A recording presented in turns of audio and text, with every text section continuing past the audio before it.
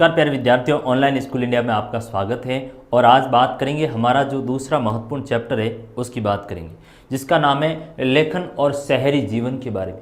प्यारे विद्यार्थियों, क्या कभी आपने सोचा है कि जो आपका नगर है, जैसे आप दिल्ली में रह रहे हैं या फिर आप मुंबई हैं या कलकत्ता है या जयपुर हैं, तो आपने अपने नगर का कभी इतिहास जानने की कोशिश की?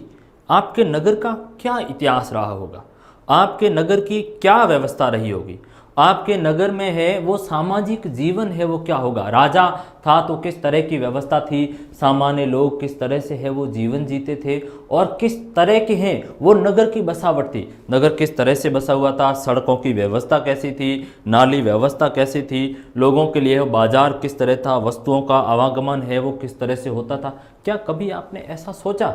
यदि हाँ, तो आज एक और महत्वपूर्ण जो हमारा चैप्टर है, इसमें हम विश्व इतिहास के एक टॉपिक को लेंगे कि किस तरह से हैं जो मानव ने विकास किया और विकास की दर हासिल करने के बाद में उस मानव ने एक बहुत बड़ी विशाल सभ्यता स्थापित कर दी। आज से तकरीबन 3000 साल पूर्व और आज के 2000 यानी 5000 वर्ष पूर्व मानव ने एक बहुत बड़ी विशाल सभ्यता स्थापित की, जिसका नाम है वो मेसोपोटामिया की सभ्यता है। तो मेसोपोटामिया की सभ्यता हमारा जो चैप्टर है आपका, मेसोपोटामिया की सभ्यता जो इराक के अंतर्गत है वो विकसित हुई। आपका जो दूसरा महत्वपूर्ण चैप्टर है इस पर आएंगे। देख रहे हो आप चैप्टर का नाम लेखन कला और शहरी जीवन।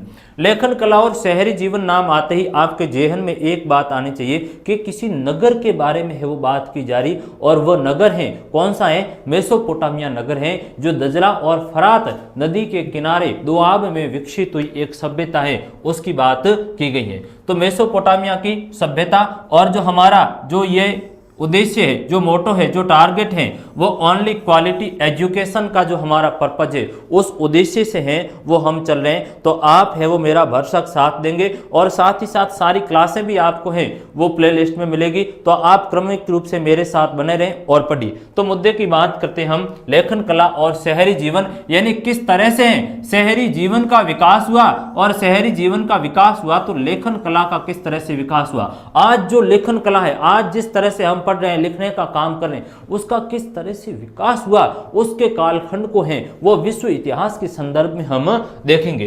तो देखिए हमारी जो प्रथम बात इसमें आई है मेसोपोटामिया सभ्यता, यानी मेसोपोटामिया की स्थिति है वो क्या है। प्यारे बच्चों, मेसोपोटामिया की यदि बात की जाए तो ये दजला और फरात दो नदियों के दोआब में विकसित हुई। मेसोपोटामिया की सभ्यता, एक नदी का नाम फरात है और दूसरी का नाम दजला है, इनके दोआब में विकसित हुई। दोआब का मतलब होता है दो नदियों के बीच का क्षेत्र। दोआब, दोआब का मतलब क्या है? दो नदियों के बीच का क्षेत्र, दो नदियों के बीच का भूभाग। तो दो नदियों के बीच में एक सभ्यता विकसित हुई, उस सभ्यता का नाम क्या है? मेसोपोटामिया की सभ्यता। ठीक बात है। फिर इसका जो कालखंड है वो प्यारे विद्यार्थियों 3000 से लेकर के प्रथम जो सदी है ईसा पूर्व में ये सभ्यता विकसित रही। क्योंकि हमने पूर्व जो चैप्टर पढ़ा था उसमें हमने कालखंड है वो तकरीबन 6 लाख से लेकर के हैं वो 3000 ईसा पूर्व तक हम है वो आए थे। आज हम उसी आगे कालखंड बढ़ाएंगे, 3000 से लेकर के प्रथम सदी ईसा पूर्व बीसी तक है उसमें बढ़ेंगे। और जो ये सभ्यता है वो हमारी कांस्य युग की सभ्यता है। प्यारे विद्यार्थियों, आप देखोगे कि जो पाषाण काल था, 3 तरह के का पाषाण काल, जिसको 3 भागों में बांटा गया है। एक पूरा पाषाण काल है, एक है आपका मध्य पाषाण काल और एक नव पाषाण काल। उसको थोड़ा सा है वो आप समझ लीजिए क्या है पाषाण काल। पाषाण काल यानी हमने पढ़ा था आदि मानव के बारे में। क्या आदि मानव है, प्रारंभ में उसके औजार है वो पत्थर के थे और पूरा जीवन है वो जंगल में व्यतीत करता था। तो पर कैसे औजार थे? उसके पत्थर के थे। तो ये पाषाण काल है वो विभाजित किया गया इतिहास के अंतर्गत। उसमें सर्वप्रथम आता है पूरा पाषाण काल, पूरा पाषाण काल। उसके बाद में आता है मध्य पाषाण काल और उसके बाद में आता है तीसरा महत्वपूर्ण काल नवपाषाण काल। इस नवपाषाण काल का एक भाग है जिसका नाम है कांस्य युग। क्या नाम है? कांस्य युग। फिर इसके बाद में है वो लोह काल भी आता है, लेकिन हम कांस्य युग की बात करें। प्यारे बच्चों, ये जो कांस्य युग है, इस कांस्य युग की जो सभ्यता है, कांस्य युग, आज जो हम बात कर रहे हैं वह सभ्यता हमारे कांस्य युग की है, और कांस्य युग में 3 महत्वपूर्ण सभ्यता निकल कर आती। एक आई हमारी भारत की सिंधु घाटी सभ्यता। सिंधु घाटी सभ्यता, ये सवाल पूछा गया था लेक्चरर के अंतर्गत, या कई सिविल सेवा की परीक्षा में है वो, या कंपटीशन परीक्षा में पूछा जाता है कि जो मेसोपोटामिया की सभ्यता किस कालखंड की, तो कांस्य युग की, इस बात का है वो ध्यान रखेंगे। सिंधु घाटी भी इसी कांस्य युग की, मेसोपोटामिया, तो ये हो गई मेसोपोटामिया। और तीसरी जो सभ्यता है वो मिस्र की सभ्यता है। कौन सी है? मिस्र की जो पिरामिड है वो बने। तो ये जो हमारी सभ्यता कांस्य युग की, यहाँ पर आपका एक कॉन्सेप्ट क्लियर हो जाना चाहिए कि जो मेसोपोटामिया की सभ्यता है वो कांस्य युग की है, और इसका जो समय है 3000 बीसी से जो 1 बीसी तक का कालखंड है वो इस सभ्यता का निकल कर आया। ठीक है, अब जो ये सभ्यता विकास हुआ, इस सभ्यता के विकास होने के क्या कारण है? यानी जैसे एक आपका शहर है, हमारा शहर माना कि दिल्ली, तो दिल्ली का विकास हुआ, तो दिल्ली के विकास होने का क्या कारण है? कभी विचार किया कि हो सकता है दिल्ली की संपन्नता हो, संपन्नता का मतलब कृषि के रूप में संपन्न हो, या व्यापार के रूप में है संपन्न हो, या लोगों का है वो व्यापारिक गतिविधियों में दूसरे देशों से जुड़ा हुआ है उसके कारण दिल्ली संपन्न है, या दिल्ली शिक्षा के कारण है वो संपन्न है। उस तरह से इस सभ्यता के भी विकसित होने के कारण रहे कि ये सभ्यता है वो एक तो संपन्न थी, यानी धन संपदा की दृष्टि से है वो संपन्न थी, लोगों के पास में है वो पैसे वगैरह थे, खनन वहां से है वो सोना वगैरह धातुएं मिलती थी। ठीक है, उसके कारण है। फिर ये नगर विशाल थे, जिस तरह से दिल्ली है तो दिल्ली का भी है वो कहीं ना कहीं विशाल साम्राज्य के ऊपर राजधानी रही थी, जैसे हम मुगल काल में देखते हैं, या प्राचीन समय में है वो दिल्ली का रही किस तरह से है वो आपने देखा कि महाभारत काल में भी दिल्ली का बड़ा है वो महत्व रहा था। इंद्रप्रस्थ नगरी दिल्ली थी जो पांडवों की राजधानी थी, युधिष्ठिर यहाँ के राजा हुए, तो इसका मतलब ये हुआ कि दिल्ली संपन्न है, प्राचीन काल से ही उसकी विशालता थी। साहित्य है वो सबसे महत्वपूर्ण है। कोई नगर इसलिए जो शक्ति संपन्न था उसके बारे में हमें अध्ययन कहां से मिलेगा? चूंकि हमने कहा कि इतिहास में अध्ययन करना है तो 2 तरीका, एक तो लिटरेचर है और एक हम है वो वस्तुओं को कहीं से पुरातत्व विधा खोद कर निकालते हैं। तो बात आई कि साहब साहित्य की, तो साहित्य से भी हमें पता चलता है कि ये नगर विकसित है। फिर क्या है कि गणित, यानी उन लोगों की, गणित का मतलब ये हुआ कि उन लोगों की बौद्धिक क्षमता कितनी है। आप गणित में पारंगत हैं, इसका मतलब आपकी है वो बौद्धिक क्षमता अच्छी, इसलिए आप गणित में पारंगत है। तो ये लोग गणित में इसमें बड़े पारंगत थे। आप देखो कि खगोल विद्या के ये लोग हैं वो जानकार थे, ये उस समय है वो सूर्य ग्रहण चंद्र ग्रहण के हैं, उस समय आप देखोगे तकरीबन 5000 वर्ष पूर्व उन्होंने समय का आकलन किया कि किस तरह से है वो सूर्य और पृथ्वी और चंद्रमा, फिर वो चंद्र ग्रहण की स्थिति कैसे उत्पन्न होती है, सूर्य ग्रहण की कैसे होती है। एक साल में 12 महीने होते हैं, 12 महीनों को है वो फिर अलग अलग इन्होंने है वो महीनों में काउंट किया, एक साल को महीनों में, महीने को हफ्तों में, हफ्तों को दिन में, दिन को है वो घंटों में काउंट किया। तो ये उन लोगों की खगोल विद्या में इतनी अच्छी गणना थी। फिर लेखन कला, चूंकि लेखन कला ही महत्वपूर्ण है कि कब उनके है वो लिखने की क्या शैली थी, क्या लिखित साक्ष्य मिलते हैं, हम देखेंगे कि हमें वहां से पट्टिकाएं मिलती। जैसे हम अपनी सभ्यता का अध्ययन करते हैं, हड़प्पा सभ्यता हमारी, उसके बारे में हमने छोटी क्लास में पढ़ा, तो हड़प्पा सभ्यता के बारे में भी हमें मोहरे मिलती, हमें साक्ष्य मिलते, उससे पता चलता है कि ये सभ्यता इतनी विकसित है, वो हुआ करती थी। तो इस सभ्यता के भी विकसित होने का यही कारण है। फिर आता है वास्तुकला। वास्तुकला का मतलब क्या हुआ? वास्तुकला का मतलब भवन निर्माण कला, यानी किस तरह के महल थे, किस तरह के मंदिर वगैरह थे। आज हम देख रहे हैं कि साहब हमारी ये गुप्त काल का मंदिर है, कोई पुराना मंदिर मिला, या कोई मौर्य काल का है, वो वास्तुकला का प्रतीक है। ये मुगल काल में बना हुआ है, जैसे ताजमहल है जो बनाया गया, तो वो मुगल कालीन वास्तुकला का अद्भुत नमूना। उसी तरह से यहाँ पर भी वास्तुकला के ये किस तरह से विकास हुए, वहां से असंख्य हमें साक्ष्य मिलते। तो ये उसकी विकास होने के कारण थे। फिर शहर की स्थिति, यानी मेसोपोटामिया की जो सभ्यता है वह 2 भागों में थी। एक तो उत्तरी भाग शहर था और दूसरा दक्षिणी भाग में था। उत्तरी भाग का जो शहर था वह असीरिया शहर था। कौन सा था? असीरिया, आगे मैं आपको मैप में है वो दिखाऊंगा। और दूसरा दक्षिणी है वो सुमेर और आपका है अक्कद क्षेत्र था। कौन सा था? अक्कद। और फिर तीसरा है वो बेबीलोन। तो दक्षिण में जो बेबीलोनिया था तकरीबन 2000 इसी पूर्व में जाकर के बेबीलोनिया अस्तित्व में आया। और आपको पता होगा कि सिकंदर की जो मृत्यु हुई थी वो बेबीलोनिया में हुई, हमने छोटी क्लासों में है वो पढ़ा था, इस बात का आप वो ध्यान रखिए। फिर है वो भाषा, यानी भाषा लिखित रूप में है वो मेसोपोटामिया के लोगों ने उस तकरीबन 3200 ईसा पूर्व बीसी के अंतर्गत है वो भाषा लिखने का काम है वो शुरू किया। हम लोगों ने तो बहुत बाद में है वो लिखना शुरू किया। हमारे यहाँ पर देखा जाए तो वैदिक कालीन लिटरेचर भी नहीं लिखा गया, आगे जाकर के मौर्य काल और गुप्त काल में वैदिक साहित्य है वो लिखा गया, यानी इतना है वो बाद में लिखा गया। जबकि इन लोगों ने आप देखिए 3200 ईसा पूर्व और 2000 आज के तकरीबन 5200 वर्ष पूर्व है वो लिखित भाषा का है वो इन लोगों ने आविष्कार किया। और सर्वप्रथम इनकी जो भाषा के बारे में हमें जानकारी मिली वह सुमेरियन भाषा थी। फिर सुमेरियन भाषा के बाद अक्कदी लोग आए, अक्कद भाषा, फिर अरामाइक हुई और अंतिम में जाकर के हिब्रू भाषा है वो प्रचलन में है। फिर हम देखेंगे कि ये खोज प्रकाशन में कैसे आई। सभ्यता ठीक है, हमने देखा कि ये सभ्यता इतनी पुरानी, जैसे सिंधु घाटी सभ्यता इतनी पुरानी है, लेकिन वह आखिर में खोज जाकर हमने देखा कि 1921-22 में हुआ। उस समय जाकर ये प्रकाश में, चाहे हजारों 5000 साल पुरानी है, लेकिन ये प्रकाशन में आई वो घटनाक्रम देखेंगे तो आपसे पूछा जाएगा कि बताओ ये प्रकाशन में कब आई, तो आप कह दोगे साहब प्रकाशन में 3000 ईसा पूर्व में, तो आप गलत हो, 3000 ईसा पूर्व में नहीं, वो तो उस समय निर्मित हुई थी। तो प्रकाशन में 1840 के अंतर्गत जाकर आई, जिस समय जो मेसोपोटामिया के दो शहर है, एक तो उरुक है और दूसरा मारी है। उरुक और मारी शहरों का है वो खुदाई का काम हुआ और वहां से हमें जो साक्ष्य जाकर मिले इससे ये प्रतीत होता है कि ये नगर है वो इतना पुराना था। फिर एक कहानी मिलती है ओल्ड टेस्टामेंट के अंतर्गत। ओल्ड टेस्टामेंट बाइबिल का एक ग्रंथ है, ओल्ड टेस्टामेंट भाग है, और उसकी बुक ऑफ जेनेसिस में एक शब्द मिलता है सिमार, और सिमार का अर्थ होता है सुमेर ईंटों से बने शहरों की भूमि। आपसे पूछा जाएगा सिमार शब्द का अर्थ है। बाइबिल में कहानी मिलती है कि साहब परमेश्वर ने है वो क्या किया, जल प्लावन हो रहा था और जल प्लावन के समय नोआ नामक व्यक्ति को एक नाव में बैठाया, सभी जीवों के जोड़े उसमें रखे और उसने जाकर के है फिर मानव जीवन का है वो विकास किया और उन्होंने है वो इतना बड़ा नगर विकसित किया। एक तो वहां से वो कहानी मिली। फिर हमने देखा इसका कालखंड टटोलने की कोशिश की तो हमें वहां से मिला कि सिमार यानी सुमेर ईंटों से बनी भूमि, और इस तरह से प्राचीन समय में सभ्यता विकसित जाकर हुई। एक बात ये फिर इसकी खोज का काम है वो 1873 में मिला और ब्रिटिश एक समाचार पत्र उसने खोज कार्य शुरू किया और एक पट्टिका मिली जिस पर नोआ का जो मैंने नाव वाला अभी उल्लेख किया उससे संबंधित एक शब्द मिलता है जीव शूद्र। क्या शब्द है?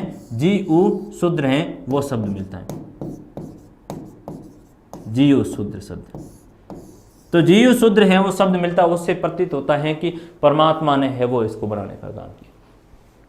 अब ठीक है, भाषा की बात कर ली, शहर की स्थिति, भौगोलिक यानी भूगोल क्या उसकी भौगोलिक स्थिति है वो क्या थी, वहां की जलवायु कैसी थी। जैसे दिल्ली है तो दिल्ली की जलवायु कैसी, जम्मू कश्मीर है लद्दाख की तो उनकी जलवायु किस तरह की थी, नदियों की स्थिति क्या थी वहां पर है, किस तरह का है वो वहां का वातावरण था, क्या कौन सी कोई फसलें वगैरह होती थी कि नहीं होती, तो ऐसी स्थिति पर भी है वो बात करेंगे। तो हमने कहा कि जो मेसोपोटामिया की सभ्यता है वो इराक के अंतर्गत विकसित हुई। अब आपका छोटा सवाल आ गया कि मेसोपोटामिया की सभ्यता है वो किस देश में थी, तो इराक देश में थी। कौन से थे देश में? इराक। अभी जो ईरान के बाद में इराक मध्य एशिया का जो कंट्री है उससे थी। ठीक है, किन नदियों के बीच में थी? दजला और फरात नदी। ये सवाल आपसे पूछा जाएगा, इस बात का ध्यान रखना कि मेसोपोटामिया की सभ्यता किन नदियों के किनारे, तो दो नदियां दजला और फरात के दो भागों में, नदी के दो पार्टों के बीच में दो आग में है वो विकसित हुई। ठीक है, स्टेपिज घास के मैदान। फिर शहर है वो विकसित हुआ तो किस तरह से व्यापार हुआ और व्यापार से श्रम विभाजन हुआ।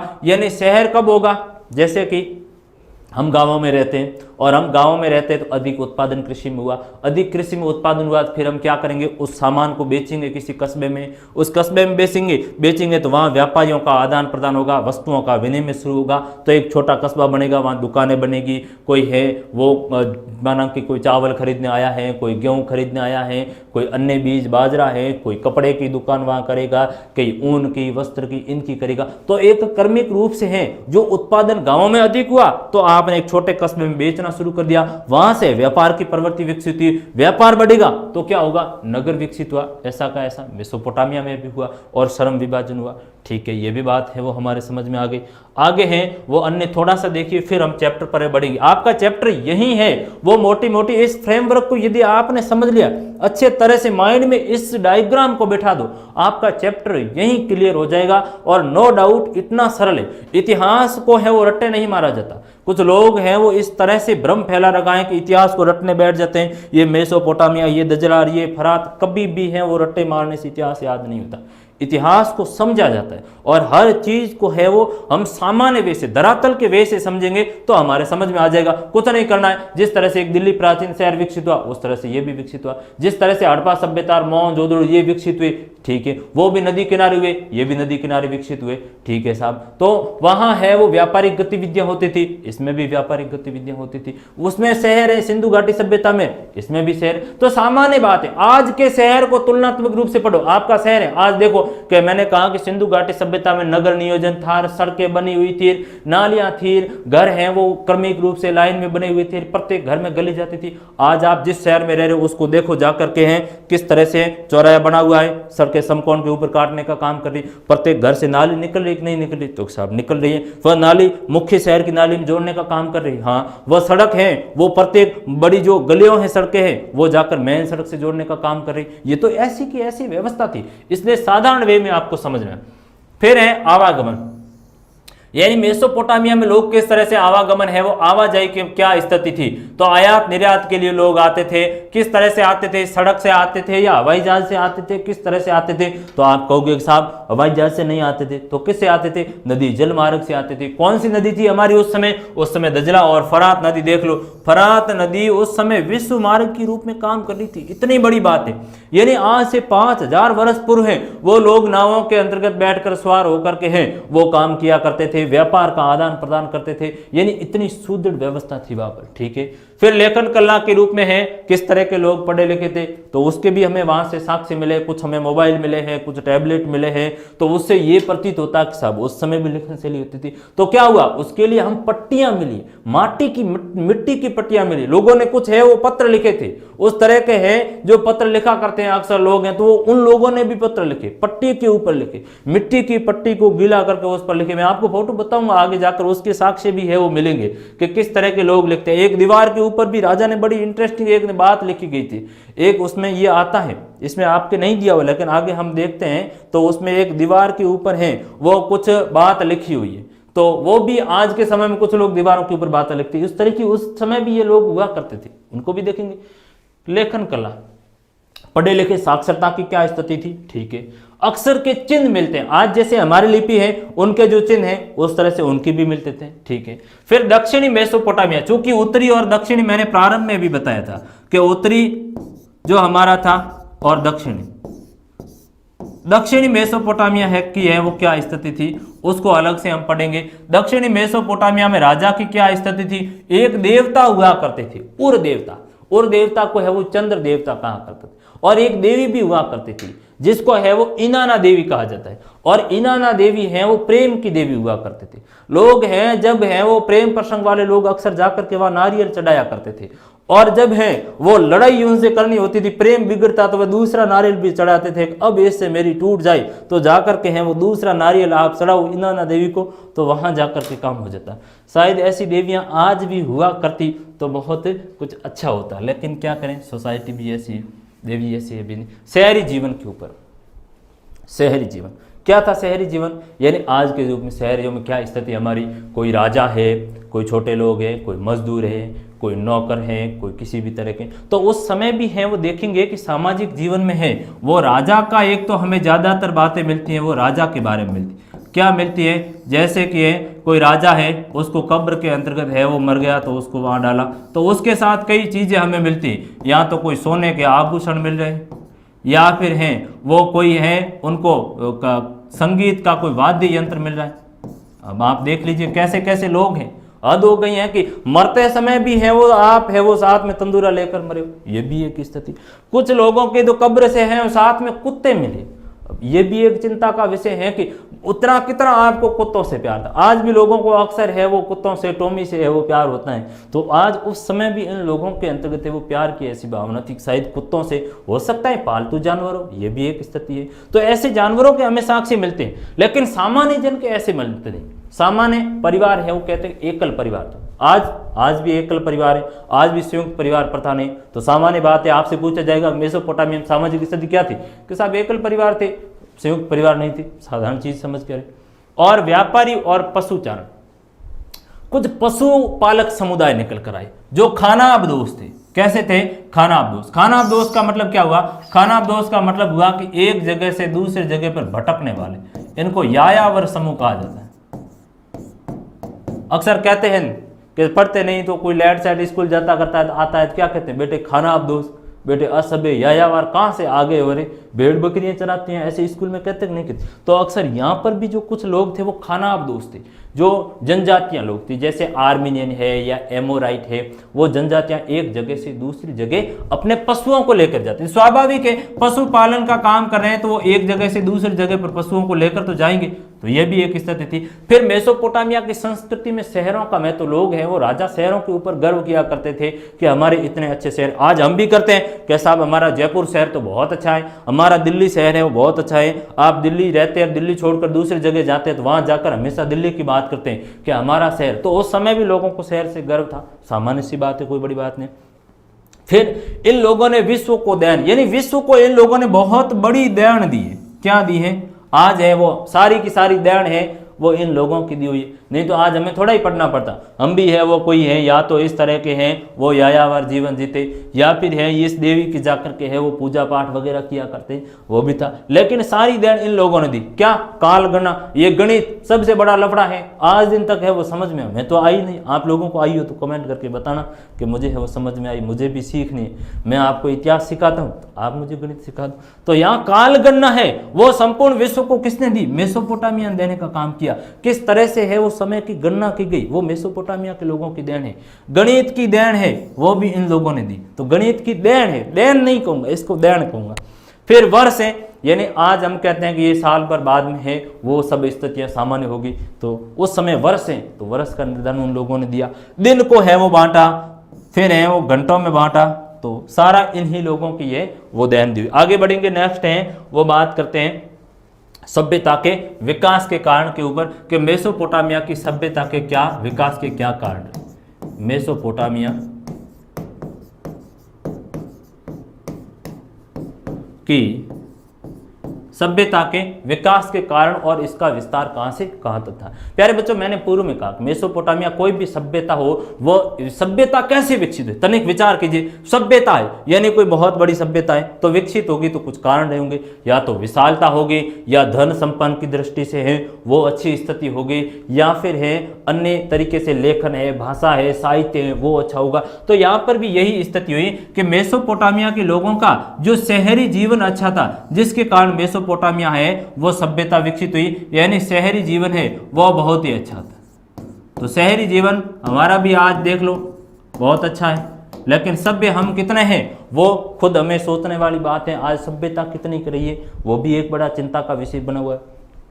फिर आओ विशाल और समृद्ध साहित्य। मेसोपोटामिया का जो लिटरेचर है वो बहुत ही समृद्ध लिटरेचर लिखा गया है। आप देखोगे भारी संख्या में वहाँ साहित्य है, उसके लेखन का काम हमें मिलता है, वो पट्टिकाओं के ऊपर और मिलता है, या कुछ ऐसे भी हैं वो हमें पट्टियाँ मिलती हैं उन पर लिखित रूप में, क्योंकि कागज तो इतने समय रह नहीं सकता। ठीक है बात। फिर है वो गणित में और खगोल विद्या में ये लोग बहुत ही उन्नति की, जिनके कारण सभ्यता विकसित है। आज भी देखो गणित में जिसकी अच्छी है तो वो आविष्कार करेगा, तो यहाँ पर भी हैं वो जाकर के गणित में और खगोल विद्या के आविष्कार करने का काम किया, जिनके कारण विकसित हुई। फिर हम देखेंगे कि इसका विस्तार है वो कहाँ से कहाँ तक था, यानी इस सभ्यता का जो विस्तार है वो कहाँ से कहाँ तक था, उसकी भी है वो बात कर लेते। यदि विस्तार की बात की जाए प्यारे विद्यार्थियों, तो मूलतः इसका जो विस्तार है वो आपका इराक में था, लेकिन एक इराक तक ये सीमित नहीं थी, ये आगे तक है वो बढ़ी। आप देखोगे कि भूमध्य सागर के क्षेत्र तक है वो पहुंच,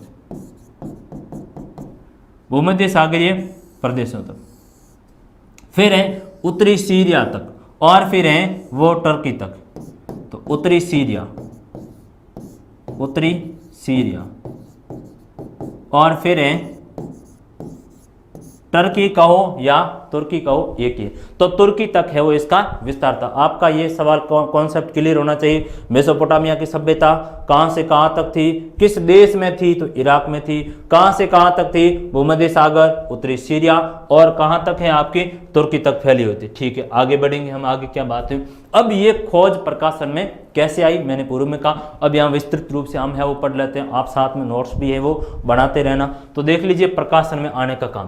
प्यारे बच्चों, जो ये सभ्यता प्रकाशन में आई, मैंने कहा कि ये सभ्यता बहुत पुरानी थी, तकरीबन है वो 3000 वर्ष यानी 3200 वर्ष पूर्व, 3200 वर्ष पूर्व प्लस 2000 आज के, कितने हो गए, तकरीबन 5500 वर्ष पूर्व की ये सभ्यता है, वर्ष पुरानी सभ्यता है। तो ये सभ्यता प्रकाशन में कब जाकर आई, इसके खोज का काम है वो कब जाकर हुआ, तो उसके बारे में बात निकल कर आई कि इसके जो खोज का जो काम शुरू होता है वह 1840 में जाकर खोज का काम शुरू हुआ। सर्वप्रथम पहली बार 1840 में आई। तो मेसोपोटामिया की सभ्यता के खोज का कार्य 1840 के दशक में हुआ। इस समय उरुक और मारी नगर दो हैं वो खुदाई हुई। तो कौन से दो नगरों की खुदाई हुई, एक तो उरुक नगर की और दूसरा है वो मारी नगर है। इन दो नगरों की खुदाई का कार्य प्रारंभ हुआ।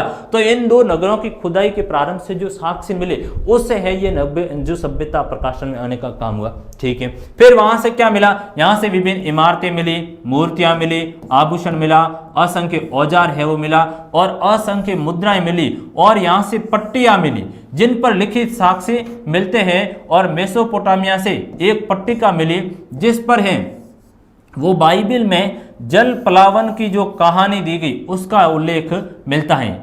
एक पट्टिका के ऊपर लिखे बाइबिल के ओल्ड टेस्टामेंट की बुक ऑफ जेनेसिस में एक शब्द का उल्लेख है, सिमार शब्द है। कौन सा शब्द है, सिमार है। और सिमार शब्द का जो अर्थ होता है वो सुमेर ईंटों की जो शहर है उसको बताया गया।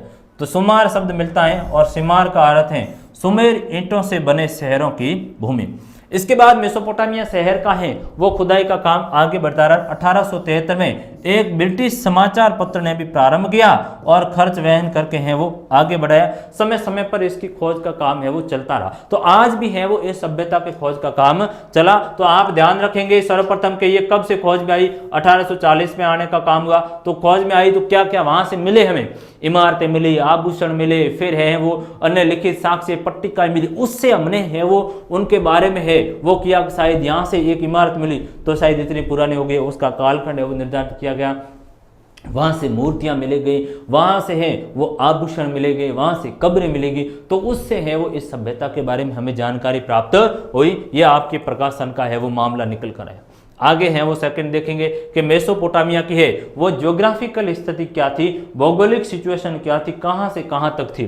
तो मेसोपोटामिया को आप है वो देख रहे हैं, ये आपका ईरान का क्षेत्र है, ये जो इराक का है जो क्षेत्र दजला और जो फरात नदी, ये आपका सीरिया का क्षेत्र इस तरफ आया हुआ है, ये तुर्की का क्षेत्र है और ये भूमध्य सागर आप देख रहे हैं तो ये भूमध्य सागर का क्षेत्र है। तो इस तरह से ये सभ्यता है वो यहाँ तक है वो विस्तृत फैली हुई थी। इसके कुछ क्षेत्र यहाँ से मिलते हैं लेकिन मुख्य मोटे तौर पर है वो इराक में दजला और फरात नदी के बीच दोआब में थी, दजला और फरात,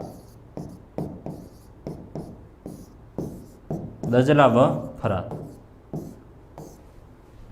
मेसोपोटामिया इराक गणराज्य में स्थित भौगोलिक विविधताओं वाला देश है जहाँ हरे भरे हैं वो मैदान हैं, ऊंची पर्वत श्रृंखलाएं और नदियों का क्षेत्र है। और मेसोपोटामिया में तकरीबन 7000 से या 8000 के बीच में खेती का काम है वो प्रारंभ हुआ। खेती का काम कब से प्रारंभ हुआ मेसोपोटामिया में, तकरीबन है वो 7008 वर्ष पूर्व है वो मेसोपोटामिया में प्रारंभ हुआ।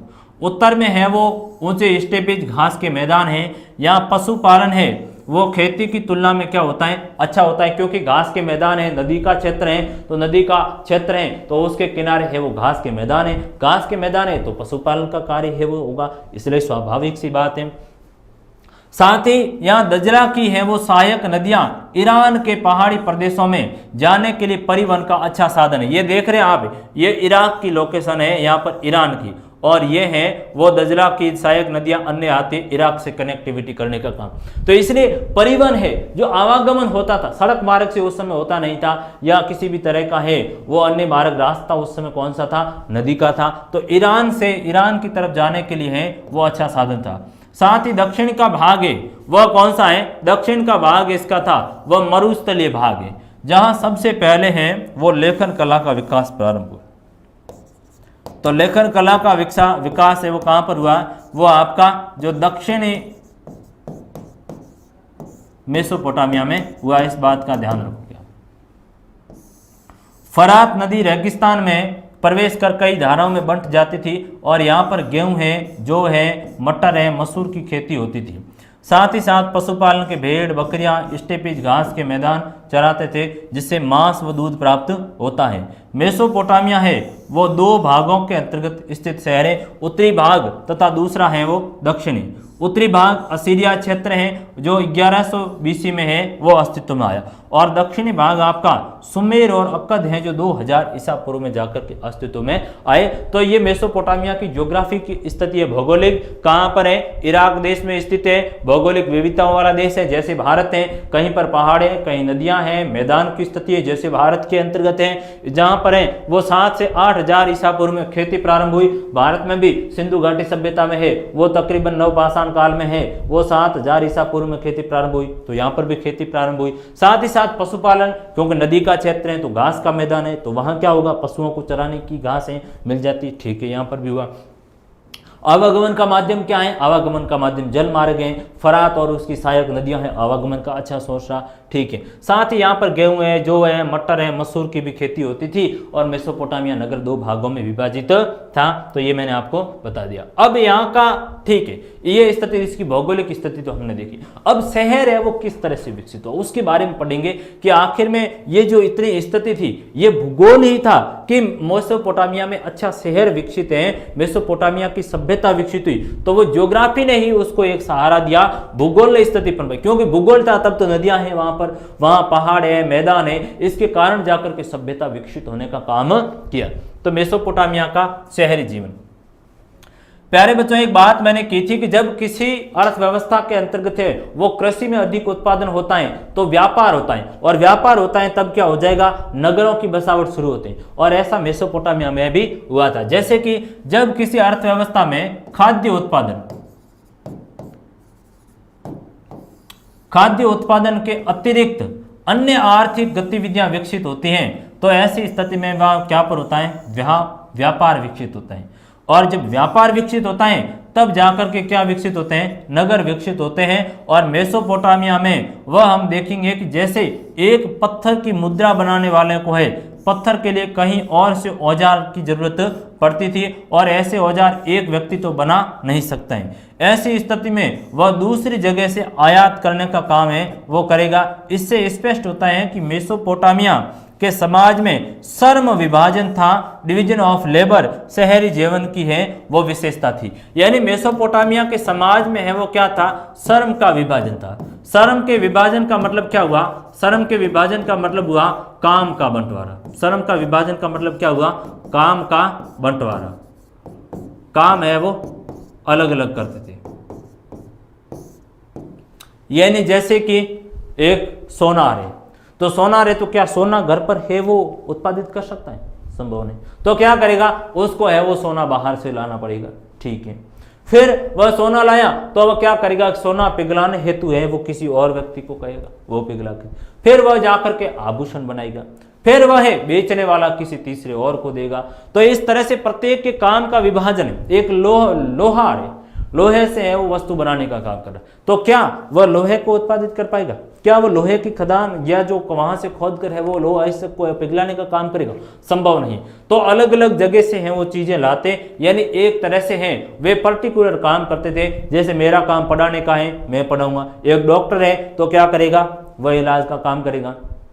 अब यदि उस मास्टर को कह दिया जाएगा तो मैं वो इसका इलाज करूं, तो उसका इलाज क्या वो डॉक्टर की तरह इलाज कर सकता हूँ? हालांकि इलाज स्टूडेंट का तो अच्छी तरह से कर सकते हैं, लेकिन अब कह दिया जाए कि साहब कोरोना का है, आप है ट्रीटमेंट दो, किसी मास्टर को दे दिया जाए तो वो कैसा ट्रीटमेंट देगा? वो किसी को मार के खड़ा रह जाएगा। तो ये एक स्थिति है, यानी काम का अलग अलग विभाजन है। प्रत्येक का, एक वैज्ञानिक को कहा कि आपका काम है आप जाओ वैज्ञानिक अन्वेषण करो, एक डॉक्टर का काम है जो चिकित्सा का काम है, एक शिक्षक का काम है पढ़ाने का काम है, एक है वो आप देखोगे फौजी का जो काम है वो जाकर के सेवा करना, एक पुलिस वाले का काम है वो शांति व्यवस्था बनाए रखना। तो सभी के काम का विभाजन, ऐसा कैसा मेसोपोटामिया भी काम का विभाजन, डिवीजन ऑफ लेबर हमें मिलता है, जो शहरी जीवन की विशेषता थी और वे व्यापारिक गतिविधियों को बढ़ावा दिया, फलत शहरी जीवन है वो विकसित हुआ। आगे देखेंगे, नेक्स्ट हमारा जो टॉपिक है उस पर आएंगे। अब जो शहरी जीवन विकसित हुआ तो शहर कैसे विकसित होगा? शहर आवागमन से ही तो विकसित होगा। भाई गांव से शहरों की तरफ लोग आते हैं तो जाकर के शहर विकसित हुआ। कुछ शहर में तो लोग हैं वो पर्टिकुलर तो पनपा नहीं था, ऐसा था नहीं कि यहाँ पर है वो परंपरागत शहर था। तो शहर भी तो आखिर में गाँवों से लोग आए, यहाँ पर बसना शुरू किया, यहाँ है वो रोजगार उनको मिला, यहाँ पर सघन बसावट हुई, तो उससे जाकर शहर डेवलप हुआ। तो ऐसा कैसा यहाँ पर भी हुआ, किस तरह से लोगों का है वो आवागमन हुआ, उसको है वो देखेंगे। तो शहरों में माल की आवाजाही,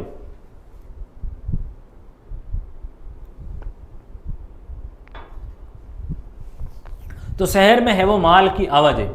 मेसोपोटामिया में यदि देखा जाए प्यारे बच्चों तो खनिज संसाधनों की क्या थी? कमी थी। फलत वे क्या करेंगे? दूसरी जगहों से वस्तु लाएंगे। सीधी बात है, हमारे यहाँ पर खनिज नहीं मिल रहे तो हम दूसरी जगहों से लाएंगे, और दूसरी जगह से लाएंगे तो प्राचीन काल में मेसोपोटामिया के लोग हैं वो लकड़ी है, तांबा है, रागा है, चांदी है, सोना है, सीपी है आदि तुर्की और ईरान देश से हैं या फिर खाड़ी देशों से हैं, वो लाने मंगवाते थे। इसलिए वे अपना कपड़ा और कृषि उत्पाद इन देशों को है बेचते थे, यानी व्यापार विनिमय की स्थिति में था। तनिक विचार करो, उस समय ये लोग लाते थे, यानी सोना, ये चांदी, ये सीपी है, ये वगैरह लोहा, ये तो लाते थे कहाँ से? ईरान से मंगवा लिया, तुर्की से मंगवा लिया, खाड़ी देशों से मंगवा लिया। तो क्या उसके बदले में इनके पास देने को पैसे थे? ऐसा था नहीं कि इनके पास है वो गांधी जी की छाप थी कि साहब ये 2000 का नोट पकड़ो और दो हमें, ऐसा तो था नहीं। तो उनकी भी वहां की मुद्रा वो थी क्या? तो वो भी नहीं थी। तो क्या था, ये क्या करते थे, ये अपने देश से कृषि उत्पाद और कपड़ा देते थे कि साहब हमारे यहाँ पर कपड़ा है और कृषि उत्पाद होता है, क्योंकि हमने देखा दजला और फरात नदी की धारा है, तो वहां जहाँ पर किसका काम है? वो कृषि का काम हो रहा है। कृषि में हमने देखा था कि वहां पर है वो क्या हो रहा है? गेहूं हो रहा है, फिर हमने देखा कि जो है वो हो रहा है, फिर मटर है वो हो रहा है, मसूर है वो भी होने का काम करें। तो खाद्यान्न फसलें हम देते थे, और साथ ही साथ हमने क्या किया कि कपड़ा है वो वहां पर अच्छा होता था। कपड़ा कैसे अच्छा होता था? कपड़ा है वो किस तरह से बनाते? कपड़ा ऊन से बनाएंगी, तो पशुपालन की स्थिति अच्छी थी, तो भेड़ बकरियां ऊन से है वो ऊन की प्राप्ति होती थी, उससे कपड़ा बुनाई था। तो इन्होंने वस्तु के बदले में वस्तु देना, वस्तु विनिमय। जैसे कि आपको है वो पेन चाहिए, जैसे कि आपको है वो पेन चाहिए, अब मेरे पास है वो नोटबुक नहीं है, तो मैंने क्या किया, मेरे पास 2 नोटबुक है, आपके पास 2 पेन है। अब आपको नोटबुक चाहिए, मुझे पेन चाहिए, तो हमने है एक वस्तु के बदले में दूसरी वस्तु है वो दे दी कि ये वस्तु इसके बदले में मुझे ये दे दो, तो वस्तुओं की अदला बदली करें, तो वस्तु विनिमय। ऐसा का ऐसा सिस्टम मेसोपोटामिया के लोगों में भी देखने को मिलता है। तो मेसोपोटामिया में जो वस्तुएं आयात निर्यात सड़क मार्ग से नहीं होता था, बल्कि परिवहन का सबसे अच्छा आसान तरीका था, वो कौन सा था? जल मार्ग था। कौन सा था? जल मार्ग से है वो मेसोपोटामिया के लोग हैं वो वस्तुएं लाने का काम करते थे। अनाज के बोरों से लदी हुई नावें या बजरे नदी की धारा या हवा के वेग से चलते थे, जिसमें कोई भी खर्चा नहीं लगता था, और नदी की प्राकृतिक धारा तथा नहरों से वहाँ व्यापार आवागमन होता था। मारी नगर का एक विवरण है जिसे पता चलता है कि फरात नदी है उन दिनों व्यापार के लिए विश्व मार्ग के रूप में है वो कौन सी नदी जानी गई थी? फरात नदी है, वो व्यापार के लिए विश्व मार्ग था उस समय, फरात नदी।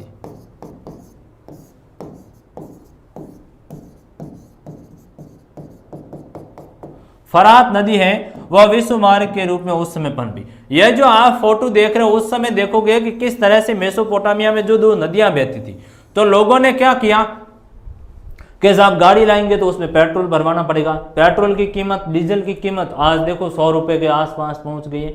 तो उस समय इन्होंने भी कहा कि बैलगाड़ियों से लाएंगे तो उससे खर्चा आएगा, बैल है वो लंबे समय में पहुंचते हैं, उनको चारा वगैरह पानी की खूब व्यवस्थाएं देखनी पड़ती हैं और कम उसमें माल भी आता है। तो इन्होंने तरीका निकाला, नावें बनाई और लकड़ी की नावें बनाई। तो मेसोपोटामिया से हमें वहां से नाव के लिए फोटो मिल रहे हैं। आप ये जो देख रहे हो नाव के फोटो किस तरह से हैं, वो इसमें है, वो आप देख रहे हो कि ये नाव से है, वो लोग बैठे हैं इसके अंदर हैं और वह चीज़ों को लाने का काम करें। तो फरात नदी की ये जो धारा थी वह उनको पूरा काम दिया। ये जो आप फोटो देख रहे हो ये बाकायदा हैं, वो वहाँ से मोहरों के रूप में हमें फोटो मिले, वहाँ से हैं वो मिट्टी की मोहरें मिली, उनके ऊपर ऐसे फोटो थे। तब हमने अनुमान लगाया कि शायद यहाँ है वो जल मार्ग अच्छा विकसित था। तो मेसोपोटामिया में शहरों में माल की आवाजाही कैसी होती थी, आपने क्या समझा? तो आप कहोगे साहब शहर में आवाजाही जो मार्ग था वह जल मार्ग था और फरात नदी उस समय विश्व मार्ग के रूप में विकसित थी, आने जाने का काम करते थे लोग, एक दूसरे की चीजें हैं वो एक दूसरी जगह से मंगवाते थे। इसलिए तुर्की, ईरान, सिंधु घाटी सभ्यता से भी इन लोगों का है वो व्यापार चलता था। तो मेलुहा शब्द मिलता है, सिंधु घाटी की एक मोहर मिलती है और उस पर है वो मेलुहा शब्द मिलता है। तो इतिहासकारों ने एक अनुमान लगाया कि शायद जो मेलुहा शब्द हैं वो मेसोपोटामिया के लिए प्रयुक्त होता होगा, ऐसा भी अनुमान है। तो आपने महल की आवाजाही नदी मार्ग के द्वारा होती थी, फरात नदी उस समय महत्वपूर्ण थी, ठीक है। फिर मेसोपोटामिया में अब ये तो बात ठीक हुई, शहर विकसित हो गया, शहर में आवागमन का आपने रास्ता भी बना लिया। अब है वो क्या करोगे, अब लिखाई पढ़ाई का काम करोगे, किस तरह से लोग हिसाब रखते थे, किस तरह से उनकी पढ़ाई लिखाई की क्या स्थिति थी, साक्षरता की क्या स्थिति थी, उनके बारे में है वो देखेंगे।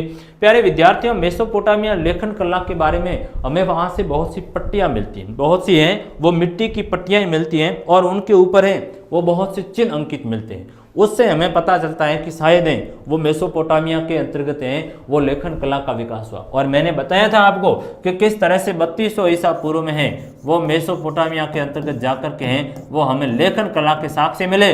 और उस लेखन कला के साक्ष्य में है वो हमें क्या मिला, हमें पट्टियाँ मिली। क्या मिली? पट्टिका मिली या पट्टियाँ मिली, उनके ऊपर चिन्ह अंकित थे। जैसे कि चिकनी मिट्टी की पट्टिकाएं लगभग 3200 ईसा पूर्व में और प्रत्येक पट्टी की ऊंचाई 3.5 सेमी से कम है। इसमें कुछ चित्र हैं जैसे बेल है, मछली है, अनाज है और नाव है। यह आप देख रहे हैं एक बेल का एक है वो अंकन किया हुआ है। ये जो आप इसके अंतर्गत देख रहे हैं तो उसमें है वो अनाज का है वो मछली का किया हुआ है, इसमें है वो नावकार चित्रांकन किया हुआ है। इस तरफ भी देखोगे तो कुछ है वो कीला अक्षर लिपि के अंतर्गत लिखा गया, यानी कील के रूप में। जिस तरह से दीवार है, ये दीवार है और इस दीवार के अंतर्गत है वो हम कोई कील है, उस कील को किस तरह से है वो डालते हैं, उस तरह से इन्होंने भी है वो गीली मिट्टी ली और उस गीली मिट्टी के ऊपर है वो कील के आकार में है वो ठोक कर लिखा गया। जैसे ये गीली मिट्टी की एक पट्टी का पूरा माटी है, उस माटी को गीला किया गया और गीला करके हैं फिर उसके अंतर्गत चिन्ह है वो अंकित कर दिए जो उनके बनाए हुए थे किला अक्षर में। तो ये गीली मिट्टी के ऊपर है वो लिखते थे। ये सारा का सारा उन्होंने हिसाब लिख रखा है। यदि आपको पढ़ने में समझ में आए तो आप है वो पढ़ के बताना। तो ये लिखा हुआ सारा का सारा, ये जो किला अक्षर चिन्ह दिए हुए इस तरह से ये चिन्ह है, ये सारे के सारे किला अक्षर हैं, यानी कील के रूप में है वो उस मिट्टी के ऊपर ठोक कर बनाया जाता था। तो ये चिन्ह उस समय लेखन कला के विकास को दर्शाते हैं। जैसे कि देख लीजिए कि लिखना मौखिक भावों की अभिव्यक्ति के लिए आवश्यक है और इसके लिए मेसोपोटामिया में उच्चारित ध्वनियाँ, दृश्य, संकेत और चिन्ह के रूप में असंख्य पट्टियाँ मिलती हैं। लगभग 3200 ईसा पूर्व में हमें विभिन्न पट्टियों पर चिन्ह मिलते हैं, जैसे बेल का चिन्ह है, मछलियों का है, रोटी है आदि। वहाँ 5000 के आसपास हमें संकेत मिलते हैं, संकेतों की एक सूची मिली है।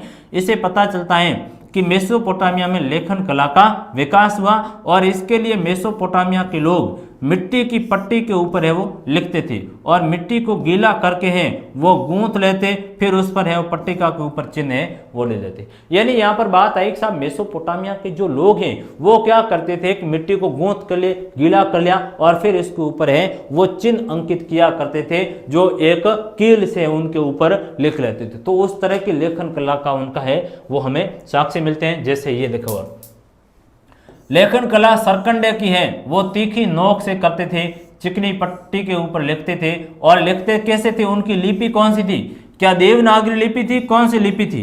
तो आप कहोगे कि नहीं साहब, उनकी जो लिपि थी वो कीलाक्षर लिपि थी। कौन सी थी? कीलाक्षर है, कील के रूप में अक्षरों का अंकन किया गया है, जैसे इसमें आप है वो देख रहे हो। तो ये कीलाक्षर लिपि थी।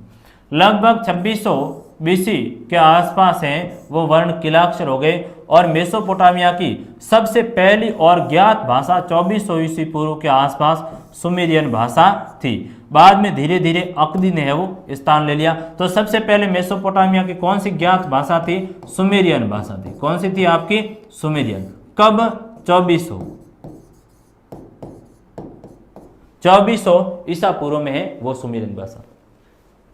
क्या कहोगे आप? लेखन कला कहोगे। वहां असंख्य चिन्ह का अंकन मिला है, कीलाक्षर लिपि थी, माटी को गूंथा यानी भिगो दी, भीग करके उसको अच्छी तरह से है वो मिला लेते थे, गूंथ लेते थे, फिर उससे क्या करेंगे? उसके ऊपर है वो चिन्ह अंकित करके लिखते थे। और इसका उपयोग है वह दैनिक जीवन में हिसाब करने हेतु लिखते थे। दैनिक जीवन में हिसाब के रूप में भी लिखते थे। दिन का जो भी कोई काम किया, व्यापार किया, उसका हिसाब लिखते थे। अपना भी हिसाब कोई होता तो अपना हिसाब भी है वो वे लोग लिखा करते थे। तो अपना हिसाब भी जरूरी होता है। फिर दक्षिण मेसोपोटामिया की स्थिति क्या थी? ये तो हम उत्तरी मेसोपोटामिया की पढ़ रहे थे। शहर की क्या स्थिति, व्यापार किस तरह से होता था, वस्तुओं का आवागमन है वो किस तरह से होता था। फिर यहाँ जाकर के वो दक्षिणी मेसोपोटामिया शहर की क्या स्थिति और राजा की क्या स्थिति। तो मेसोपोटामिया का एक नगर है उर, जो चंद्र देवता वहां पर था। तो उर नगर है, और उर नगर का देवता कौन है? चंद्र देवता है। चंद्र देवता तो चंदा मामा है, चंद्र देवता। और वहां है वो इनाना है, वो प्रेम और युद्ध की देवी थी। तो इनाना देवी भी थी वहां पर, इनाना देवी थी। क्योंकि इसमें हम मंदिर की बात करेंगे, वहां मंदिर के क्या साक्ष्य प्राप्त होते हैं। जिस तरह से हम पढ़ते हैं कि सिंधु घाटी सभ्यता में हमें मंदिर से के साक्ष्य नहीं मिलते, हम 12th में आगे पढ़ेंगे तो उसमें सिंधु घाटी सभ्यता में मंदिर के साक्ष्य नहीं मिले, लेकिन इसमें है वो हमें जाकर के मंदिर के साक्ष्य मिलने का काम हुआ। तो एक बात ये साबित हुई वह मंदिर पूजा पाठ का काम होता था। देवता के साक्ष्य मिले वो और नगर से हैं, और देवता जो चंद्र देवता थे उनके मिले। इनाना है वो प्रेम की देवी थी, यानी लोगों में आपसी भाईचारा समन्वय कायम हो उसके लिए इनाना देवी की पूजा पाठ करते थे। और युद्ध भी करवाना तो भी इनाना देवी को एक प्रसाद, एक जाकर के शानदार नारियल चढ़ाओ और जाकर अगरबत्ती करो, आपका कल्याण है वो हो जाएगा। ये मंदिर ईंटों से बनाए जाते थे, सबसे बड़ी बात। यानी मंदिर उस समय किससे बनाए जाते थे? ये एक मंदिर की आप संरचना को है वो देख लीजिए किस तरह का है वो विशाल हमें मंदिर वहां जाकर के एक मिलता है। और ईंटों से है वो मंदिर आपका बनाया गया। किससे बनाया गया? ईंटों से बनाया गया। फिर है वो समय के साथ साथ मंदिर बड़े होते गए और उनके आंगन के चारों ओर कमरे बने हुए। कुछ प्रारंभिक मंदिर साधारण घर के समान बने हुए, क्योंकि मंदिर भी किसका है? देवता का घर होता था। बाद में मंदिर की संरचना में बदलाव आया और लोग देवता का पूजन करते थे, जो देवता पूजा का केंद्र बिंदु होता था। और जो लोग देवता के लिए अन्न चढ़ाते थे, दही चढ़ाते थे, मछली आदि है वो लाते थे। लोगों के आराध्य देव जिनको खेत का देवता होता था, कोई जैसे मछली का होता था, कोई स्थानीय लोगों के पशुधन का स्वामी होता था। जैसे हमारे भी हैं वो पाबू जी की आती हैं कि साहब पाबू जी हैं वो किसके देवता हैं? तो पाबू जी ऊँट के हैं वो देवता हैं, उस तरह से हैं। तो उन देवताओं की अलग अलग बात आई, जैसे तेजो जी है, गोगो जी हैं, इस तरह के देवता हैं वो गायों के देवता निकल कर आए। तो उस समय भी है वो लोग स्थानीय देवता हुआ करते थे, पशुधन के देवता हुआ करते थे। उरुक नगर जो उन दिनों सबसे पुराने मंदिर नगरों में से एक था, लगभग 3000 ईसा पूर्व के आसपास उसमें 250 हेक्टेयर में ये भूमि में फैला हुआ था। तो इन्होंने कहा कि जो उरुक नगर है, उरुक नगर वहां से एक मंदिर मिला है, और वो मंदिर कितना है? 250 हेक्टेयर के अंतर्गत है वो फैला हुआ है। और आगे जाकर के इस मंदिर के अंतर्गत भी विकास हुआ और दायरा इसका क्या हुआ? इस मंदिर का दायरा भी बढ़ा। आगे जाकर इस मंदिर की आबादी में विस्तार हुआ और हमें कई मंदिरों के साक्ष्य भी मिलते हैं। साथ ही साथ मूर्ति कला के भी हैं वो साक्ष्य मिले। बड़ी बात आई, मंदिर होगा तो मूर्ति भी होगी, तो मूर्ति होगी तो मूर्ति कला का विकास स्वाभाविक है। जो उच्च कोटि की सफलता प्राप्त उस समय जाकर के होती है। और जो मूर्तियां होती वो किसकी बनेगी? मिट्टी की बनी। आज भी है, वो देखते हैं कि मंदिर में जो पुराने मंदिर है मिट्टी की मूर्तियां बनी हुई। तो यहाँ पर बड़ा परिवर्तन जाकर के कला में हुआ और कला के सुंदर नमूने आसानी से उपलब्ध हो उसके लिए क्या है, चिकनी मिट्टी के हैं वो अपेक्षाकृत आयातित पत्थर से भी मूर्तियां बनाई जाने लगी। और इस प्रौद्योगिकी, इस टेक्नोलॉजी के कारण है बहुत बड़ा युगांतरकारी परिवर्तन मेसोपोटामिया की सभ्यता और उसकी अर्थव्यवस्था में हमें देखने को मिलता है। साथ ही साथ इस समय कुम्हार के चाक का भी है वो निर्माण हुआ और आगे चलकर इस चाक से कुम्हार की कार्यशाला में एक साथ बड़े पैमाने पर दर्जनों बर्तन आसानी से बनाए जाने लगे।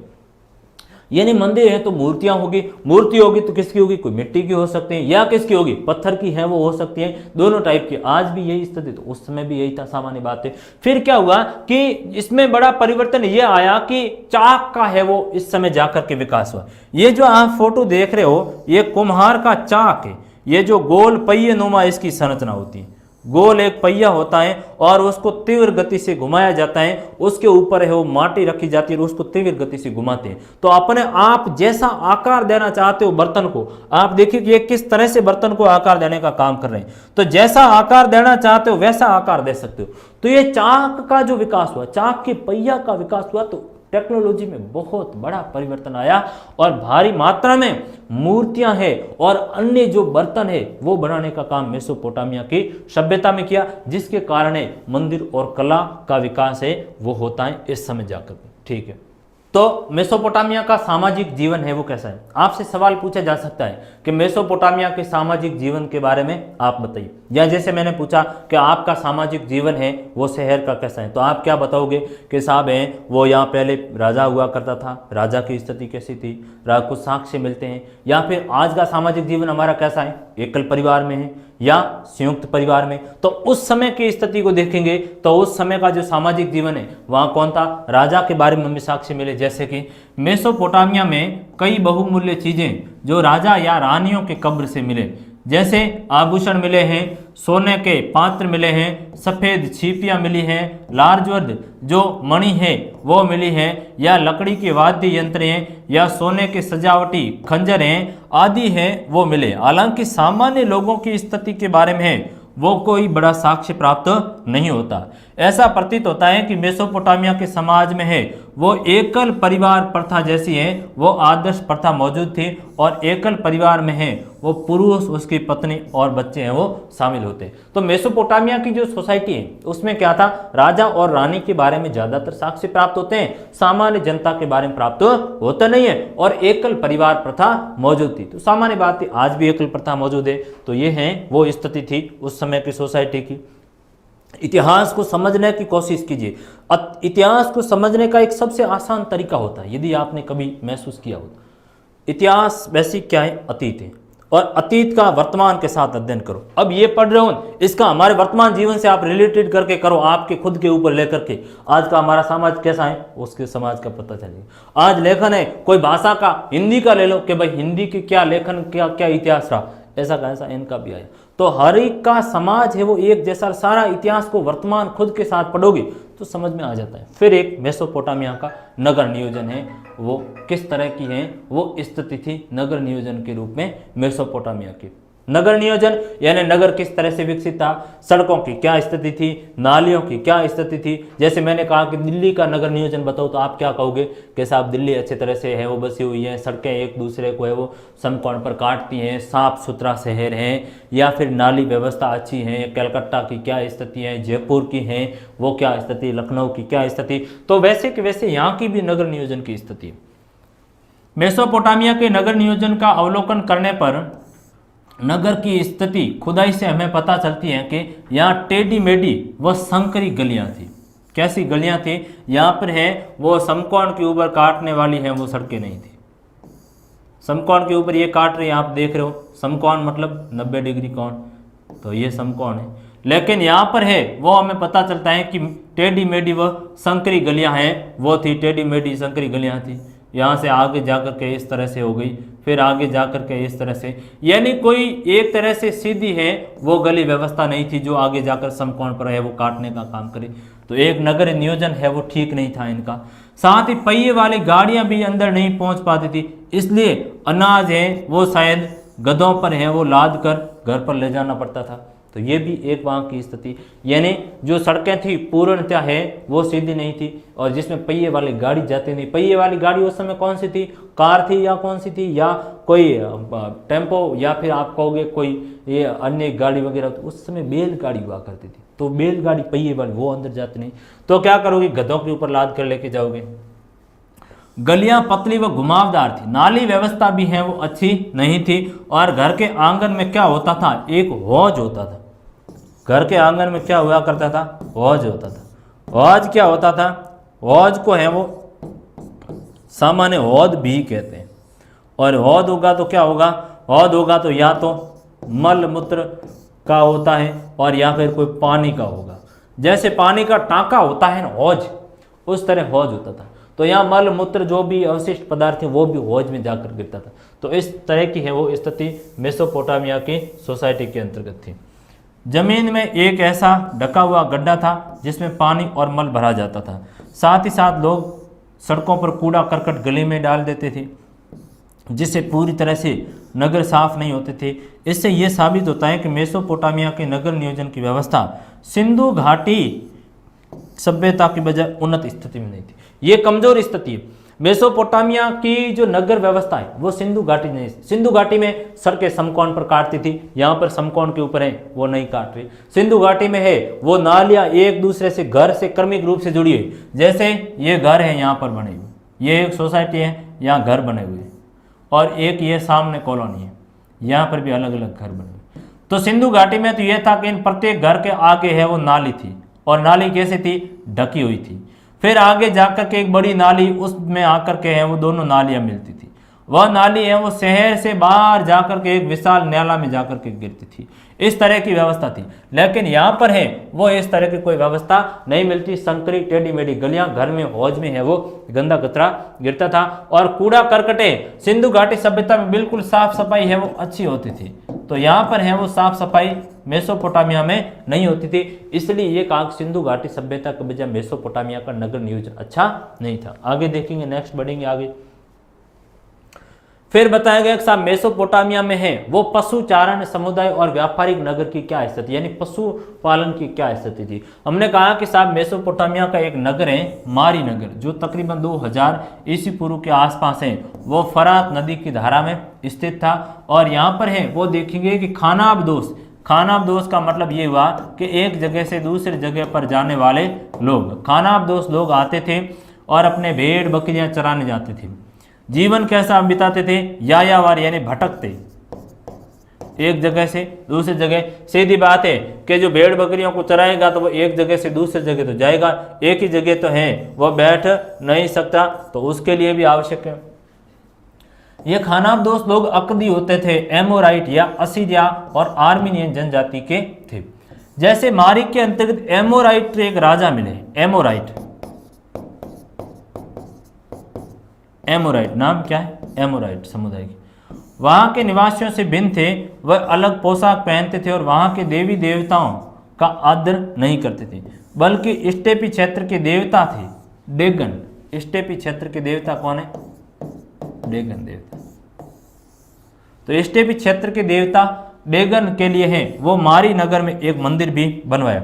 इस प्रकार मेसोपोटामिया के समाज और वहाँ की संस्कृति भिन्न भिन्न समुदाय के लोगों और संस्कृतियों के लिए खुली थी। संवत विभिन्न जातियों तथा समुदाय के लोग परस्पर मिश्रण से वहाँ की सभ्यता के जीवन को शक्ति उत्पन्न करने का काम है वो किया। तो मेसोपोटामिया में हमने देखा कि पशु चारण का काम होता था। लोग हैं वो एक जगह से दूसरी जगह पर अपने पशुओं को चराने हेतु है वो निरंतर भटकते रहते थे। और खानाबदोश कबीले जैसे एमोराइट है, अकदी है, आर्मीनियन, ऐसी जनजातियां वो आती थी भेड़ बकरियों को चराने हेतु, और फिर है वो उनका अपना अलग रीति रिवाज देवताओं को मानते थे। जैसे स्थानीय देवता डेगन को है वो उन्होंने माना, मेसोपोटामिया के लोगों की देवता को मान्यता इन लोगों ने नहीं दी।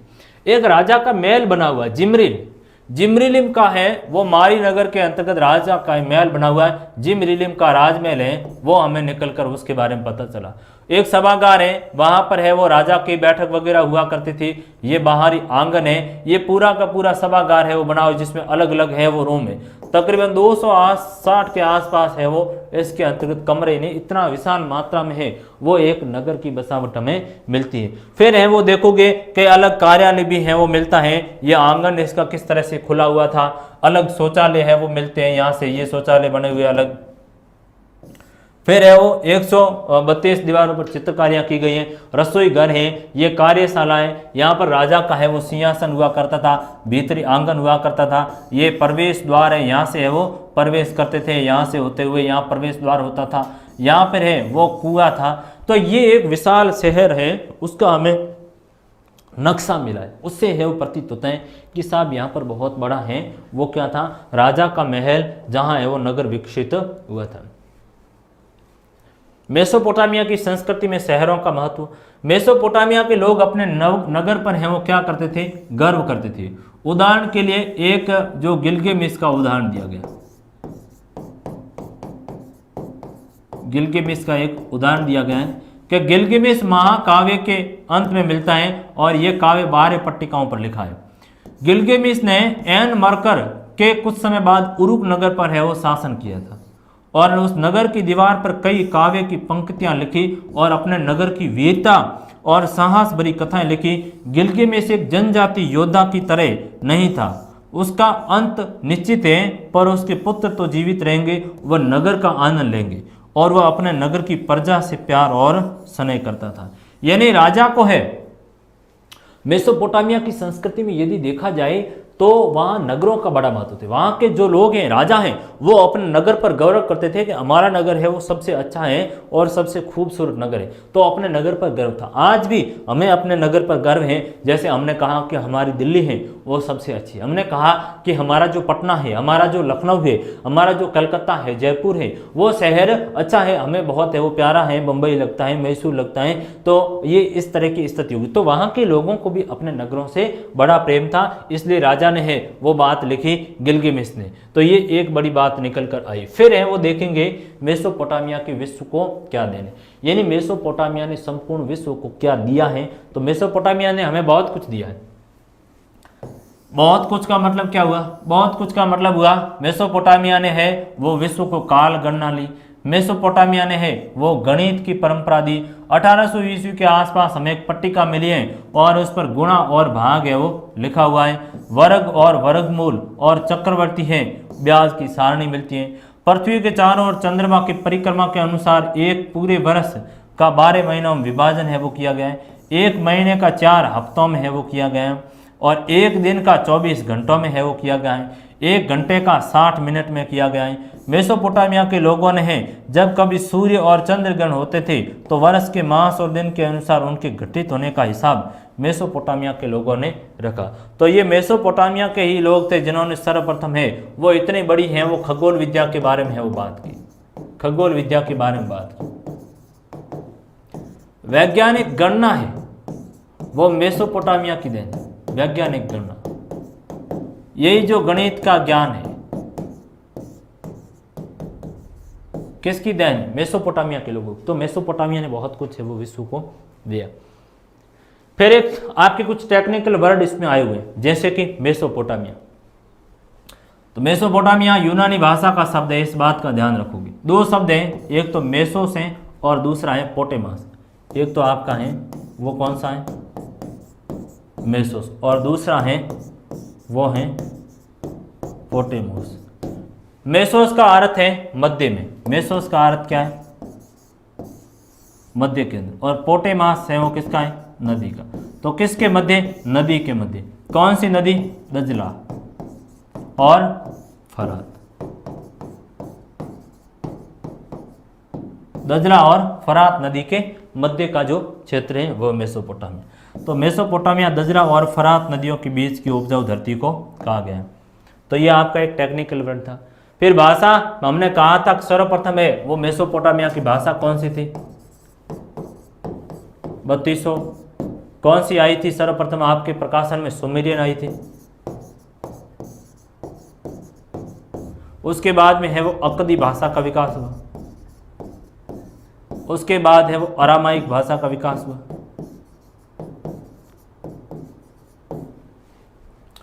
तो सबसे पहले है वो सुमेरियन का, उसके बाद अक्दी भाषा का, फिर अरामाइक भाषा है वो बोली।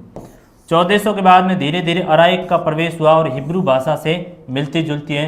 1000 ईस्वी पूर्व के बाद ये व्यापक रूप से बोली जाने लगी और आज भी इराक के कुछ भागों के अंतर्गत है वो ये भाषा बोली जाती है। तो ये भाषा का एक मसला आया सामान्य से। एक किलाक्षर लिपि के बारे में शब्द आया हुआ, हमने बार बार देखा था किलाक्षर लिपि क्या है, तो मैंने कहा कील के रूप में है वो लिपि का आकार था। तो किलाक्षर जिसको क्यूनिफॉर्म भी कहा जाता है, ये शब्द आप ध्यान रखना, टेक्निकल वर्ड है, आपसे पूछा जा सकता है। तो ये लैटिन भाषा का शब्द है। कौन सी भाषा है, लातिन कहो या लैटिन भाषा को, एक ही बात है। लैटिन भाषा के शब्द हैं वो कौन सा है, क्यूनिसियस से बना है, जिसका अर्थ होता है खूंटी। क्या अर्थ होता है, खूंटी। इसका छूटी नहीं है, इसका अर्थ होता है खूंटी। और फार्मा जिसका अर्थ होता है आकार से मिलकर बनाए, यानी खूंटी के आकार, खूंटी के आकार। जैसे कोई वस्तु हमें टेंगानी है, तो कोई टेंगानी है तो हम क्या करेंगे, ये खूंटी है, इसको है वो आगे दीवार के अंतर्गत गाड़ दिया गया और फिर इसके ऊपर कोई वस्तु हम टिकाते हैं कि यहाँ पर है वो हमने उसमें चीज रखी, तो खूंटी के ऊपर। तो ये भी क्या होती थी, एक क्यूनिफॉर्म है, किलाक्षर के रूप में थी, कील के रूप में उसको है वो इस तरह से आकृति एक बनाने का काम है वो करते थे। मैंने आपको ये बताई, ये जो देख रहे हैं आप कील के रूप में, ये क्यूनिफॉर्म है, ये क्यूनिफॉर्म। तो क्यूनिफॉर्म है वो इसकी लिपि थी, इस बात का आप है वो ध्यान रखना। साथ में चित्र भी है वो बनाने की कोशिश करना ताकि और भी सुंदरता है। अच्छे नोट्स बनाने का है वो करना, आपके जीवन में ये काम देंगे। आगे का आपसे हैं वो आगे जाकर तैयारी करोगे सिविल सेवाओं की या अन्य कंपटीशन की, तो पूछा जाता है मेसोपोटामिया सभ्यता की लिपि कैसे थी, किलाक्षर कई बार पूछा गया, तो इसलिए इसके बात का ध्यान रखो। मेसोपोटामिया के मंदिर साधारण घरों की तरह होते थे, दीवारें भी बाहरी घरों की तरह है वो मुड़ी हुई थी और उर है वो चंद्र देवता थे। इनाना प्रेम और युद्ध की प्रमुख देवी थी। यह कच्ची ईंटों से बना हुआ था। मंदिर में विभिन्न प्रकार के देवी देवताओं का निवास था। मंदिर ईंटों से बनाए जाते थे, खुले आंगन थे। प्रारंभिक मंदिर साधारण घरों की तरह हैं वो बने हुए। तो ये मंदिर के है वो बारे में देख लिया गया। तो ये आपके कुछ एक हैं वो पॉइंट है, उनको याद कर लो। मेसोपोटामिया के शासकों के बारे में दिया हुआ कि समय का जो विभाजन है वो सिकंदर के उत्तराधिकारियों के द्वारा अपनाया गया और रोम और इस्लाम की दुनिया में भी है मध्यकालीन यूरोप में पहुंचा है। एक गिलगेमेश का उदाहरण आया। गिलगेमेश कहाँ का था, उरुक नगर का राजा था, महान योद्धा था और दूर दूर तक के प्रदेशों को अपने अधीन किया। गिलगेमेश राजा था, इस बात का ध्यान रखना। और गिलगेमेश काव्य भी लिखा गया, महाकाव्य भी। असीरिया के एक शासक हुए थे जिसका नाम है अशुरबनिपाल। उसने क्या किया, उसने बेबीलोनिया से कई मिट्टी की पट्टिकाएं मंगवा कर वो निन्वे क्या थी, इसकी राजधानी थी। अशुरबनिपाल के राजधानी में एक पुस्तकालय स्थापित किया। तो अशुरबनिपाल ने क्या किया, बेबीलोनिया से मिट्टी की है वो कई पट्टियां मंगवाई और उस पर है वो अपने पुस्तकालय, अपने लाइब्रेरी में है वो लगाई। नेबोपोलासर है, उसने 625 ईस्वी में बेबीलोनिया को असीरियाई आधिपत्य से मुक्त करवाया। और 331 ईस्वी में कौन है, सिकंदर से पराजित होने तक बेबीलोनिया दुनिया का एक प्रमुख नगर बना रहा। और नेबोनिडे वो स्वतंत्र बेबीलोन का अंतिम नेबोनिडे वो स्वतंत्र बेबीलोन का अंतिम शासक हुआ। नेबुनिड से आपसे पूछा जाएगा कि कौन था। फिर कालखंड आ गया कि साहब मेसोपोटामिया में तकरीबन 7 से 8,000 6,000 पूर्व खेती है वो प्रारंभ हुई। 5,000 दक्षिण पूर्व मेसोपोटामिया में पुराने मंदिर मिले। लेखन कला का विकास है वो बार बार पूछा गया, छोटा सवाल आपसे पूछा जा सकता है। तो 3200 ईस्वी पूर्व के अंतर्गत है वो। उरुक नगर विशाल नगर के रूप में कांसे और औजार 3,000। 2700 से 2500 आरंभिक राजाओं का शासन जिसमें है वो गिलगेमेश राजा और पौराणिक कथा है। किलाक्षर लिपि का विकास कब होता है, 2600 है वो बीसी में जाकर के किलाक्षर लिपि है वो आती। 2400 ईस्वी पूर्व में सुमेरियन के स्थान पर अकदी भाषा का विकास हुआ। 2300 और 70 ईस्वी में है वो कौन हुए थे, सारगोन है वो अकद सम्राट बनता है। सारगोन यहाँ का शासक हुआ। 2000 में सीरिया, टर्की, मिस्र किलाक्षर लिपि का प्रसार हुआ और मारी का उद्भव। 1800 में गणितीय मूल पाठों की रचना, बोलचाल की भाषा सुमेरियन अब नहीं रही। 2400 में थी सुमेरियन, चूंकि हमने देखा था। फिर है वो असीरियाई राज्य की स्थापना 1100 में हुई। 1000 ईस्वी में लोहे का प्रयोग हुआ।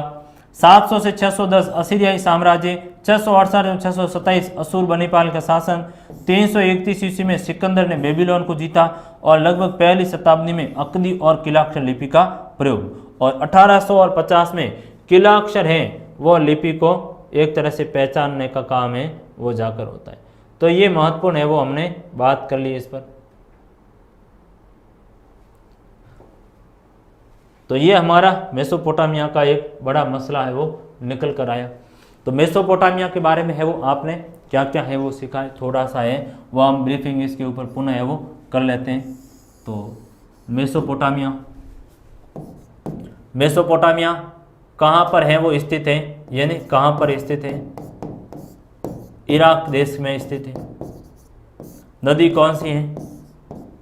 दजला है। फिर कौन? फरात के दोआब में है विकसित। विस्तार कहाँ कहाँ पर है? टर्की के अंतर्गत। फिर है वो हमने देखा उत्तरी सीरिया तक, भूमध्य सागर तक है वो इसका विस्तार है वो जाकर होता है। ठीक है। फिर इसका भूगोल क्या था? इराक में स्थित है, विविधता वाला देश है, नदियाँ यहाँ पर बहती हैं, तो विविधता बहुत ज़्यादा है भूगोल ने। फिर नदियाँ यहाँ पर बहती हैं सदा नीरा, आवागमन है वो आसान है। फिर ऊंचे पहाड़ है, मैदान है, इसके कारण है। फिर है वो क्या है? शहरी जीवन है, शहरी जीवन। तो शहरी जीवन को हमने पढ़ा किस तरह से है शहर की स्थिति। शहर में आवागमन के है वो माध्यम क्या है? तो नदी मार्ग है, हमने कहा नदी मार्ग को है वो देखने का काम किया। फिर इनकी भाषा की है वो बात की हमने।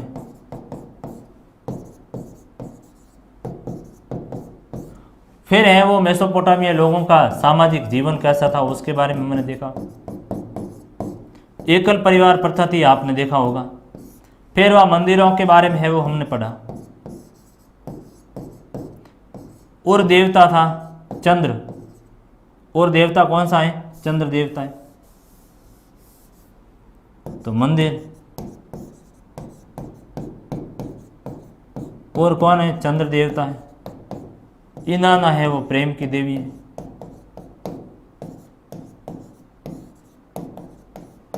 तो ये हमारा जो महत्वपूर्ण चैप्टर है वो यहाँ पर हुआ। प्यारे बच्चों, जो क्वालिटी एजुकेशन का एक हमारा पर्पज है, हर बच्चे तक है वो इस क्लासों को आप पहुँचाने का काम करें। फ्री ऑफ सारी क्लासें आपको फ्री के अंतर्गत अवेलेबल होगी। सारी क्लासें हैं वो आपको प्लेलिस्ट के अंतर्गत जाकर है वो मिलेगी। और नए हैं तो आप क्या करोगे? सब्सक्राइब का जो बटन दिया हुआ उसको दबाइए, ताकि जो भी कोई क्लास आती है तो वहाँ से आपको है वो क्लास मिलेगी। साथ ही साथ ज़्यादा से ज़्यादा आप क्लासों को शेयर करो। इस प्रकार मुझे उम्मीद अपेक्षा है कि आपको एक शहर के बारे में, एक नगरीय सभ्यता अच्छी तरह से समझ में आ गई होगी। यदि नहीं भी आई तो आप है वो कमेंट अवश्य करें। बहुत बहुत धन्यवाद।